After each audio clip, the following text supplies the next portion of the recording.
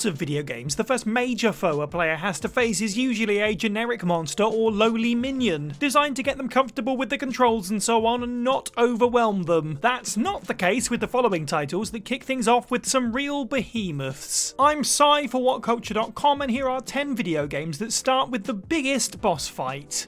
Number 10, Cumulonimbus Bayonetta 3.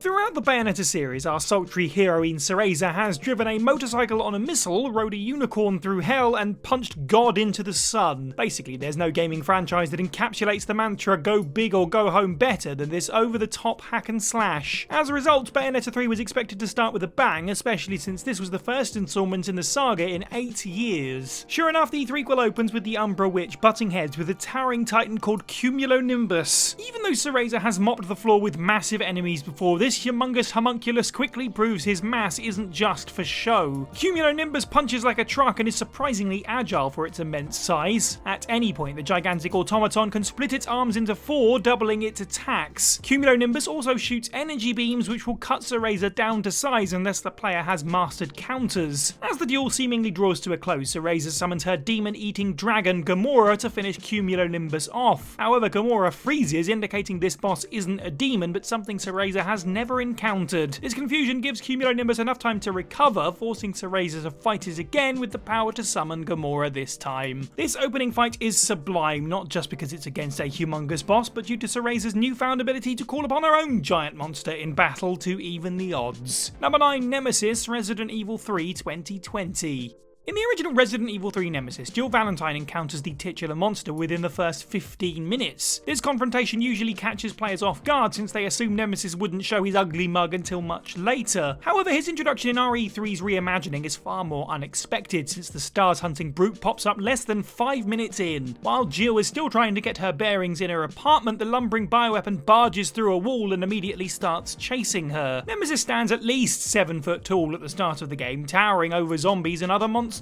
However, he actually gets bigger over time. When you reach the clock tower, he's become a quadrupedal beast that's easily over 6 or 7 times his original size. By the end of the game, Nemesis has lost complete control of his form, becoming a gigantic mass of organs intent on killing Jill and standing directly in the way of her escape. So while technically the final boss is absolutely the biggest, it is still the same boss enemy. There are no other games in the Resi series where one enemy kicks the game off and is also the final showdown, and in either case, he's always bigger than you are.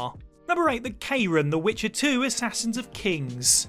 The opening of The Witcher 2 is so punishingly difficult it's a relief when Geralt of Rivia finally gets to move on to the main campaign. Unfortunately, it's likely the white-haired warlock's progress will be stopped dead after encountering the Kayran. Even though Geralt is well versed with monsters, this swamp boss is sure to give the titular hero serious trouble. The Kayran spews venomous mucus, sapping Geralt's health down to nothing unless he takes a swig of poison-preventing potion. Sadly, that's not the worst part. The Kayran's tentacles give it a vast reach, making it extremely difficult to dodge attacks, especially when the vile beast sweeps the entire area with its many arms. Since the Kayran can only be beaten by hacking off its appendages, Geralt has to wait for it to attack first, meaning he has to constantly put himself in danger. Also, the tendrils do major damage, meaning the player can be killed with only a few strikes against them. Due to its substantial size and crushing difficulty, the Kayran genuinely feels like a later boss that was placed in the game's first section by mistake.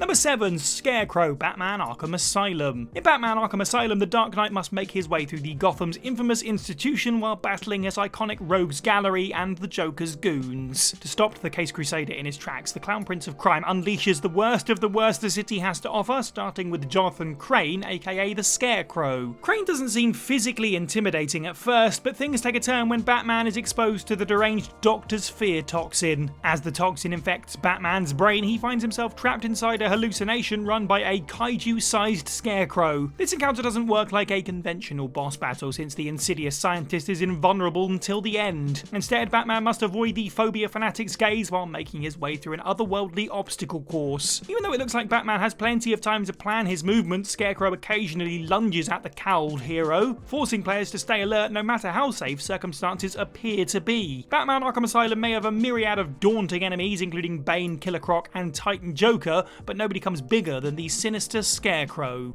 Number 6, Slave Beast Taka Contra 3 The Alien Wars. Contra has always been renowned for its rock-hard, screen-filling bosses, and the first end-of-level enemy of Contra 3 The Alien Wars is no exception. While our heroes Bill Reiser and Lance Bean, fantastic names by the way, blast their way through the monster-infested city, they eventually reach a dead end. After uncomfortable silence, the wall before them crumbles and the ground begins to shake. Suddenly, a colossal tortoise-like extraterrestrial called Slave Beast Taka emerges from the gaping crevice and immediately begins his attack. Since he's a big, wide target, some might think this scrap would be easy so long as they keep spraying this skeletal behemoth with bullets. However, Taka's only weak point is his exposed heart, so Bill and Lance's attacks are useless if they hit him anywhere else. Focusing on Taka's vulnerable spot is easier said than done, especially on hard mode, since the carapace-covered creature spews insectoids and bullets, which automatically target the heroes. It's hard to concentrate on Taka's weak point since he regularly lunges forward, vomits maggots, and unleashes energy beams. All of Taka's attacks are insta-kill, which is standard for the run and gun series, so it's possible players will see the game over screen before they reach level 2. Number 5, Gohma, The Legend of Zelda Wind Waker. Gohma is a reoccurring enemy in The Legend of Zelda, appearing in almost every main entry in the series. As such, it's no surprise the one-eyed beast serves as the opening boss in The Wind Waker. Since Gohma was also the first adversary that players faced in the Ocarina of Time, the creepy critter should be fresh in their minds. That's why it's such a shock in Wind Waker when Link enters Gohma's domain. Rather than facing an overgrown bug, Link finds himself standing before a gargantuan centipede-like monstrosity. Sealed in armour and dripping with lava, the cycloptic Goliath has never looked this scary. Since Link's weapons can't make a dent in Gohma's exoskeleton, the hero of time needs some outside help. While avoiding Gohma's claws and fire breath, Link needs to use his grappling hook to latch onto the tail of a dragon that's poking out from the ceiling. By tugging on the tail, Link can literally bring the roof down on Gohma, cracking the outer shell. Once Gohma's exterior shatters, Link can pulverise the nasty anthropode in no time. The fight itself is pretty easy, but it leaves a major impression thanks to Gohma's staggering size and flawless presentation. Number 4, Vapor, Bloodstained Ritual of the Night.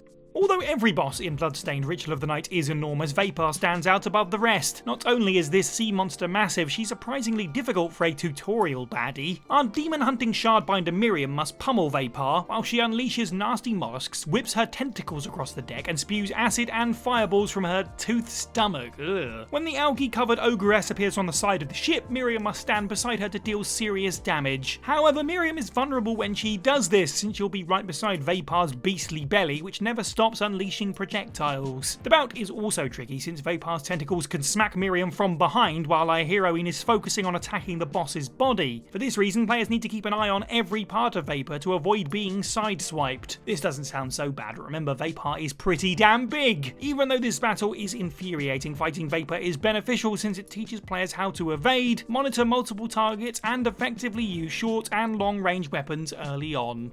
Number 3, Metal Gear Ray, Metal Gear Rising: Revengeance.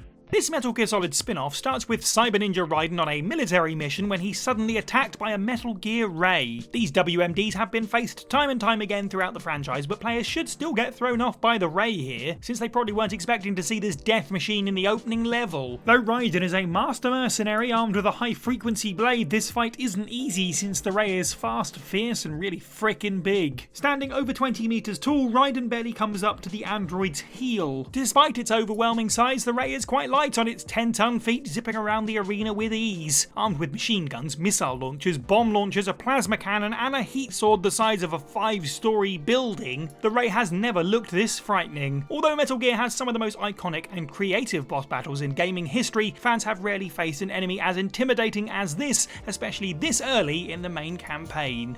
Number 2, The Hydra, God of War 2005. The God of War series has a habit of thrusting players into gigantic boss fights moments after starting the story. This tradition stems all the way back to the first God of War, released in 2005. As soon as the game boots up, players are introduced to the protagonist Kratos while he's slaughtering enemies on a fleet ship. Barely 2 minutes after learning the basic mechanics, Kratos finds himself facing the legendary Hydra. What makes this standoff more shocking is the fact there's no build-up whatsoever. The Hydra just kind of shows up unannounced while Kratos is exploring the inner confines of the vessel. Before players have a chance to register what they're looking at, one of the serpent's numerous heads tries to take a bite out of the rage-filled demigod. As the bout continues on the upper deck, the Hydra unleashes its remaining heads, kicking off the real meat of the battle. Although some first bosses are pretty simple, the Hydra forces the player to quickly utilise all offensive and evasive techniques they've learned, 2 minutes ago. This confrontation is actually more enthralling than many final bosses since it involves multiple phases, different locations, and innovative fighting techniques. Just when it feels like things couldn't be more epic, Kratos finishes the Hydra off by impaling its final noggin with the ship mast. Now that's how you start a game. And number 1, Sandman, Spider-Man 2. Mere minutes into Spider-Man 2, Peter Parker and Miles Morales are forced to suit up after a skyscraper-sized Sandman unleashes a sandstorm on New York. Even though Sandman has appeared in plenty of Spider-Man titles, the silica-controlling supervillain has never looked this terrifying. The walking beach has absorbed so much sand, he towers over the city's towers. Not only is this an engrossing way to open Insomniac's highly anticipated Spider-Man sequel, the boss battle works as a tutorial.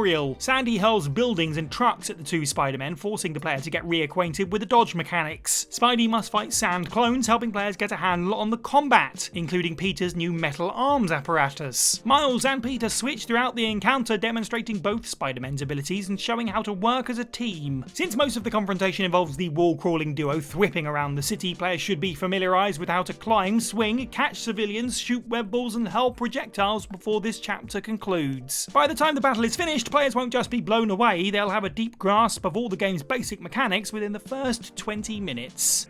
Speaking of Spider-Man 2, did you know that it holds a secret reference to a classic Spider-Man meme? Check the video on screen now to watch 10 secret memes hidden in video games. Don't forget to like this and leave a comment down below on your favourite giant first bosses in video games. I've been Sai for WhatCulture, and have a good week.